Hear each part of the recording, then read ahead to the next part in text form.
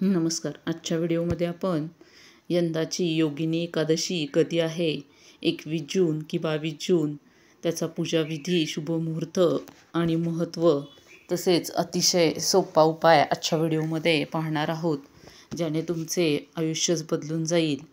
आषाढ महिन्यातील कृष्ण पक्षाच्या एकादशीला योगिनी एकादशी असं म्हटले जातं.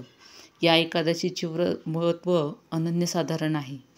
यंदा एकादशी कधी आहे, तिथी, शुभमुहूर्त इत्यादीविषयी सविस्तर माहिती आपण जाणून घेणार आहोत. 21 जून रोजी आषाढ महिन्यातील कृष्ण पक्षाची ही योगिनी एकादशी सुरू होणार आहे.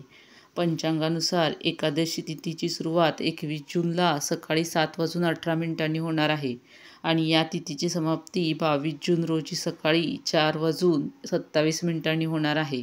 त्यामुळे उदय तिथीनुसार एकादशीचा उपवास 21 जून रोजी करावा. योगिनी एकादशीचे पारण 22 जून 2025 रोजी करावे. या दिवशी शुभवेळ दुपारी 1:47 पासून सायंकाळी 4:35 आहे. पारण करताना सात्विक अन्न ग्रहण करावे. योगिनी एकादशीचे पूजाविधी आपण जाणून घेऊया.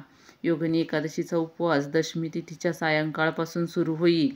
दशमीला गहू, मूग, मिठाचे सेवन करू नये. एकादशीच्या दिवशी सकाळी स्नान करून उपवास धरावा. पूजेच्या ठिकाणी एका कलशामध्ये पाणी भरावे.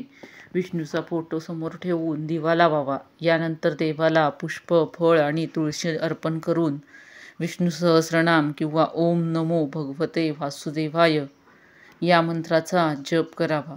शेवटी आरती करावी. प्रसाद अर्पण करावा. प्रसादामध्ये तुळशीचे पान टाकावे. यामुळे पूजा संपन्न झाली असे मानले जाते. योगिनी एकादशीचे महत्त्व आता जाणून घेऊया. धार्मिक ग्रंथामध्ये योगिनी एकादशीचे अत्यंत अनन्यसाधारण असे महत्त्व आहे. या दिवशी उपवास केल्याने, विष्णूची पूजा केल्याने 88,000 ब्राह्मणांना जेवण देण्याबरोबरीचे पुण्य लाभते. असं म्हणतात की या उपवासाने पापे दूर होतात, आयुष्यात सुखसमृद्धी वाढते, अडथळे दूर होतात आणि आयुष्य सुखमय देखील होते.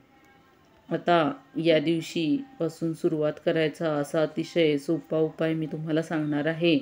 योगिनी एकादशी ते आषाढी एकादशीपर्यंत हा अतिशय सोपा मंत्र किंवा हे स्तोत्र तुम्ही ऐकायचे आहे किंवा म्हणावायचे आहे आणि आयुष्यात कसे बदल होतील, सकारात्मकता येईल, तुमची चिंता मिटेल, ते तुम्ही स्वतः अनुभवू शकाल. भगवान विष्णूंची तुमच्यावरती अखंड कृपा राहील.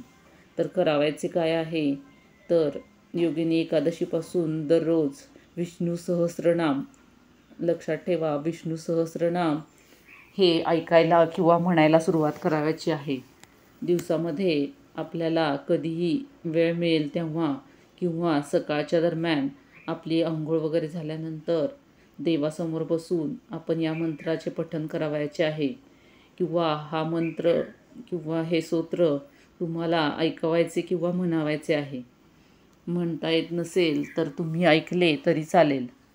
फक्त योगिनी एकादशी ते भागवत एकादशीपर्यंत, म्हणजेच आपल्या आषाढी एकादशीपर्यंत चे वाचन किंवा ऐकणे चालू ठेवायचे आहे आणि थोड्या दिवसातच आपल्याला विष्णूंची कृपा आपल्यावर कशी होते हे अनुभवायला मिळेल.